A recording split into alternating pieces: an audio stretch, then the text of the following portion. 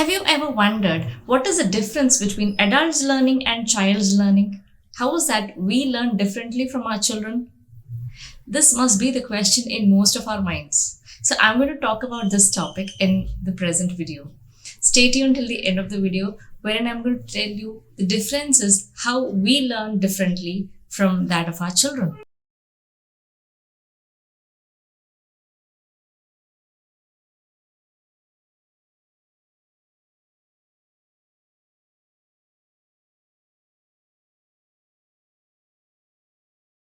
The first thing that I want to highlight is about the learning behavior of adults. Here, adults are self directed or they get their own pace of learning. They feel that, okay, I have to plan like this. This is my plan for learning and I have to evaluate. I have to get the things done in the right way. They take that charge of learning by themselves.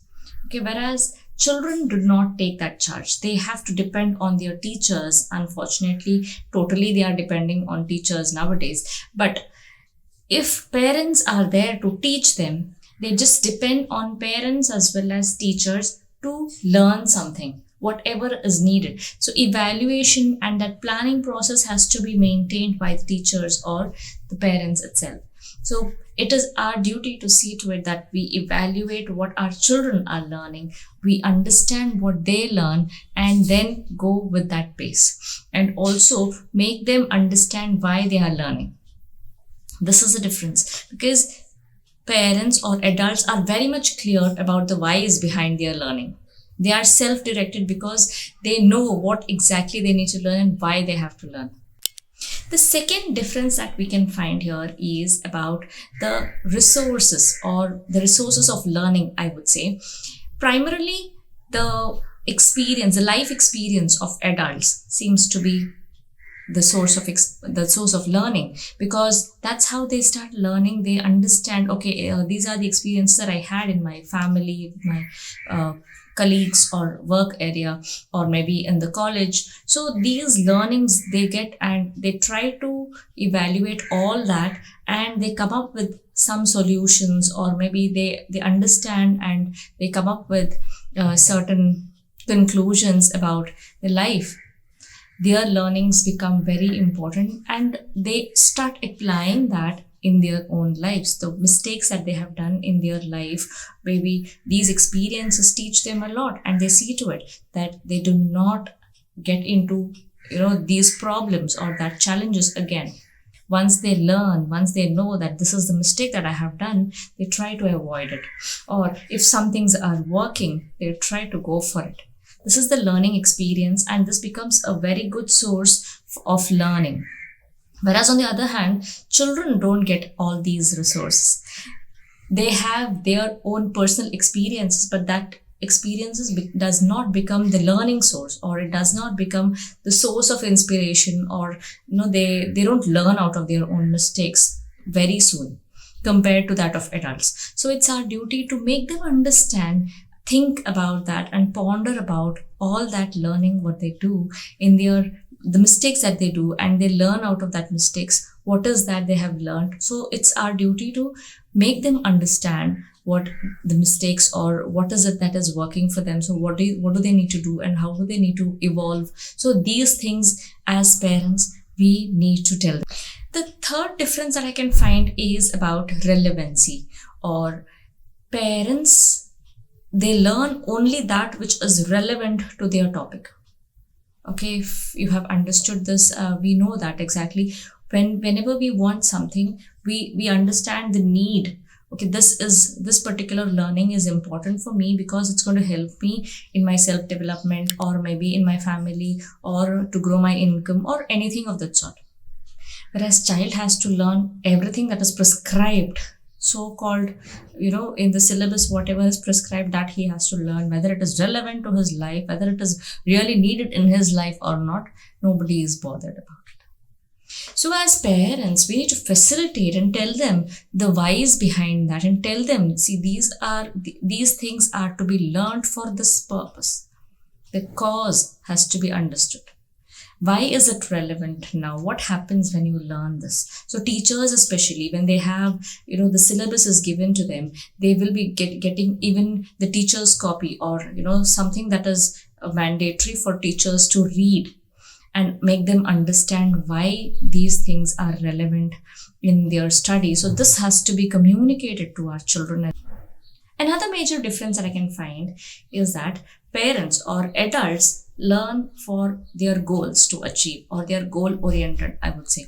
Whenever they feel that, okay, this problem of mine will be solved by doing this, by learning something, by learning new skill, then it becomes very easy for the parent or the adult to learn.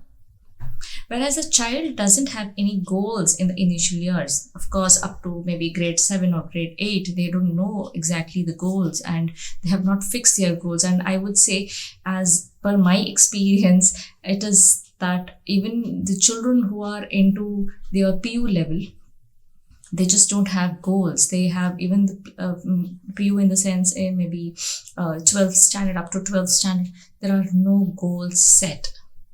So if that is the case, they don't know why are they learning. They don't know what outcome is they are going to get out of this learning. Then there's no point. There's no interest at all. So that is why they are not self-motivated. Kids do not have that picture in the mind. What are they going to achieve at the end after learning, or after studying all these things? What is it that they're going to achieve? They don't have any idea. That's the major difference that we have here, and we need to highlight this. And last important point that I want to tell you is about the motivation. Why is that adults are so much motivated in learning something new, whereas kids are not? It's because of their learning styles. Now, the child does not have the freedom to choose his own learning styles. What he prefers to learn, whether he is an auditory child, he prefers to learn by reading or listening, whereas the kinesthetic child wants to do it by himself, and bodily he wants to do something, that gross motor skills and fine motor skills. This is how he does it. The visual learner, he can see and learn something, but we are all forcing all of them, getting into one classroom and telling them to learn.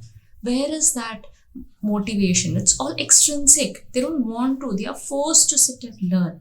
Whereas we, at our own pace, we choose what kind of learning I want.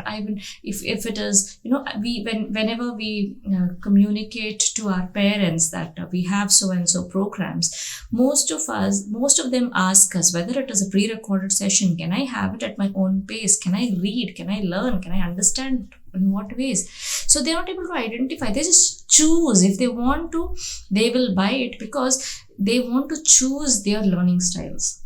That's how in subconscious mind they have this. Okay, if I can see them, I can watch them live, what is going on, then I can meet and talk to them, I can interact with them, or I can get some worksheets and I can work on all these things, then I can probably get the results. So these things matter a lot.